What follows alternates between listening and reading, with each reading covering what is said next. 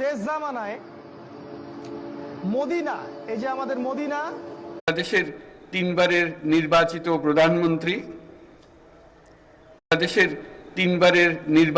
প্রধানমন্ত্রী,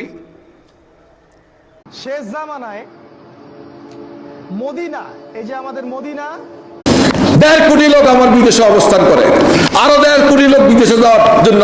হাদিসে এসছে অনেকে কিয়ামতের সময় দুধ দহন করবে, ওই দুধটা নিয়ে আর ঘরে ফিরতে পারবে না। তুমি কোন দেশে,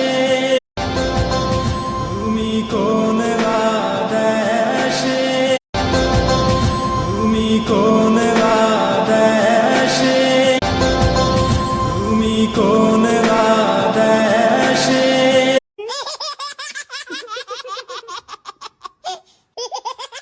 হাদিসে এসছে অনেকে কিয়ামতের সময় দুধ দহন করবে, ওই দুধটা নিয়ে আর ঘরে ফিরতে পারবে না।